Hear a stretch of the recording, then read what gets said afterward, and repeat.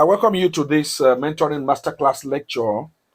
And today I want to speak on what people say about us after we've gone to be with the Lord. Must we keep telling lies when people are dead? Must we keep telling lies at the graveyards? This issue bothers me so much. In the last 4 months or so, 4 people I know very well passed on. I have been so devastated about their deaths that deep down in me, I began to lose respect for and fear of death. But something keeps agitating my mind about death. What will be said about me? What will be said about you after we have all gone? Some years ago, a 67-year-old father told his family that he was traveling to Ibadan. He was later found dead in a Lagos hotel after what medical doctors called a sex romp with women. Immediately, his death was announced. 2 women from Ibadan and another one from Lagos showed up with babies they claim were his. His wife nearly collapsed. His children were devastated. It caused so much rumpus in the family, but no one could deny the paternity of these children because their facial features, everything about these children were like him. After all the wahala, burial was organized, and the family organized these band boys. You know these band boys who blow trumpet and saxophone.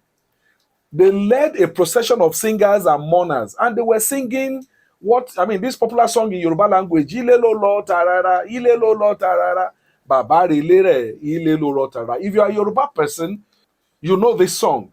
And you know that song simply means that Baba has gone home to be with the Lord. They sing such songs for people who have lived well, people who have done well here. You saw the pains caused by this man to his family, with several extramarital children that were not known to his children or to his wife. Yet, you were singing Ilelo lo tarara, Ilelo lo tarara. They took the body to the church for a Christian wake. And in the church, we find the pastor saying all sorts of things about the man. He was a good man. He lived for Christ. He lived well and all sorts of things. All these pastors were lying because of what they would gain from the family. When will we start telling truth at burials? What will people say about me? What will people say about you? What will your neighbors, your church members, old student association, landlord association say about you? Must we go on telling lies at graveyards? When they say, may your soul rest in peace, will your soul rest in peace? Someone who did not live well, someone who did not live in peace will never rest in peace. Let us be deliberate, intentional in 2024. Another level of lies that we tell. Some years ago, I had a big client, a very prosperous man, a great man of achievement, captain of industry, boardroom expert, and a man of good faith. If I mention his name, you will know him. Nigerians will know him so easily. I visited him to update his profile on Wikipedia because I write his biographies, and a little advert there. Please, if you want to write your biographies or the biographies of your parents, who have done so well, engage me, hire me. At a point in my discussion with this man, he cut me short and said, Bola, stop this discussion. No man likes to be remembered. He will die very shortly. I am in my middle 70s. Stop reminding me that I am close to the grave. We laughed this off. But I told him that if he dies today, Nigeria will celebrate him. He has done so well. His biography and achievements are in the open.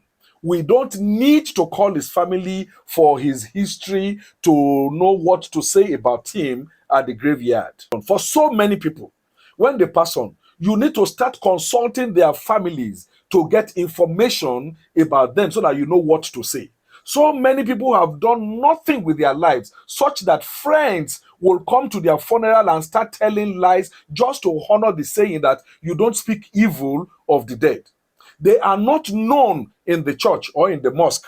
Secondary school or university alumni, unknown. Landlord association, unknown. On the streets they live, unknown. Family meetings, never attended. Hometowns, unknown. Local and international conferences, unknown. Wife's family, unrecognized. Professional association, unknown. Social media, unknown. Facebook, unknown. TikTok, unknown. Instagram, unknown. To the less privileged, unknown. To the sick in the hospital, unknown. You cannot point at one thing such people have done in 40, 50, 60 years of their lives. Recently, a man passed on at almost age 70. After his burial, I was there. His friends started laughing, saying all they said at his funeral were lies. He touched no life except buying beer for friends at pubs. 2 of his children were more or less area boys. One of his daughters back home after a failed marriage. My friend, be informed that death is inevitable. The sad part of death is to be dead before you are dead. So many people are still living, but technically they are dead. A life that no one could say something positive about is dead, even before death. What will people say about you if you pass on today? Shall we be searching for your children for information, or we can sit in our homes and write pages of what we will read at your graveside? Will people remember you 5, 10, 50, 100 years after you pass on? How will this world record your passing through it? Or do you want it to just be like a snake that walked through the rock and leaves no trace? In this year, 2023, it will be 407 years that Williams Shakespeare, the famous writer, died. The world still remember him. Obafemi Awolowo, 34 years ago. Kwame Nkrumah, 51 years. Hubert Ogunde, 33 years. Sawaba Gambo, there in Kaduna, 22 years. Samuel Ajayi Crowther, 132 years. Olaudah Equiano, 226 years. Lord Denning, 24 years. Gauthama Buddha, 2,423 years ago. Funmilayo Kuti, 45 years ago. Even Jesus, the Christ, 2,023 years ago. We still talk about these people till date. They have no 2 heads. What will people say about you? My friend, kindly pick your pen and write 5 paragraphs about your life and read it out to yourself and see if it will impress you. Check if journalists will jump at it and use it on their newspapers. If the paragraphs are boring to you, start doing something great with your life now, so we don't have to tell lies at your funeral or beg journalists with money to squeeze your obituary in one corner of the newspapers. This discussion is not only about men. Also to you, my sisters, my daughters, my women, don't confine yourself to the predefined roles of being wives and mothers who tend the kitchen and warm the beds of husbands. You are also agents of change in this society. Your ideas, talents, and ambition are catalysts for transformative impact. Break free from societal expectations and let your aspirations soar. Your influence extend far beyond your home. Be leaders, innovators, and advocates for change. The world needs your unique perspective and contributions. Stand tall, pursue your passion, and let your voice resonate. You are also architect of progress, shaping a future where your impact transcends traditional boundaries. Embrace your power and inspire generations to come with your resilience and vision. Stop being baby factories. Stop being the warmers of men's bed. There are a lot of things you can do with your life, my daughters, my sisters, my women. Unleash your greatness and let people celebrate you as a great woman who has done great in this part of the world.